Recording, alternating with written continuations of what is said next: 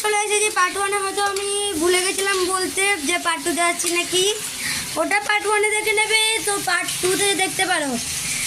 মাংসটায় মশলা দেওয়া হয়ে গেছে, 2 চামচ আদা রসুন পেস্ট, এই যে বলছে আমাদের আমাদের রাঁধুনি, 2 চামচ আদা রসুন পেস্ট, কিছুটা নুন, একটা কাঁচা লঙ্কা, ফার্স্ট টাইম ভিডিওতে আছে বলে নার্ভাস হয়ে যাচ্ছে, হলুদ গুঁড়ো, ঠিক আছে, লঙ্কা গুঁড়ো, যা যা চিকেনে লাগে সেই মশলাগুলো দিয়ে দিই। কিন্তু আমাদের একটা স্পেশাল মশলা আছে, স্পেশাল মশলার নামটা আমরা লাস্টে বলবো। সেই মশলাটা হলো ঘাম। যা রান্না করছে তা ঘাম ঝরছে, কিন্তু ঘামটা ফেলিনি আমরা। তাহলে দেখতেই পাচ্ছি কষাটা মানে ভালোই হচ্ছে। এখানে 2 করে রেখে দিয়েছে, দেখতে পারো। এটা কষা হচ্ছে না ভাজা হচ্ছে আমরা জানি না এটাকে। তাহলে আমি একটা পানিয়ে দিয়েছি, চলো কমিয়ে দিই। রাঁধুনি বলছে আমাদের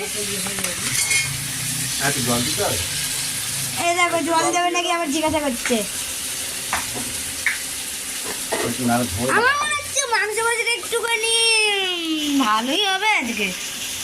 যখন আমি রাইস দিয়ে খাবো, আরে বাস জল দিয়ে দিল।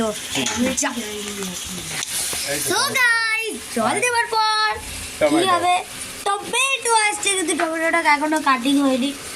যাত্রীরা আরে বাবা কাঁচা লঙ্কা দিয়ে দিল, দেখতে পাচ্ছ গাইস, 1 2 3 এই দেখো, এ দেখো খুঁটিটা আমি একটু সরাচ্ছি, 1 2 3 4টে কাঁচা লঙ্কা দিচ্ছে আমাদের। এটা हम लोग के साथ हमने কাটিং নেই এটা কি টমেটো কাটিং নেই তো এর। আপনি কি নতুন রাঁধুনি? নতুন বলেই এমন ভুলভাল করছে। চলো আমি যখন খাবার খাবো তখন আমি আমার রেসিপিটা বলবো যে কেমন হয়েছে।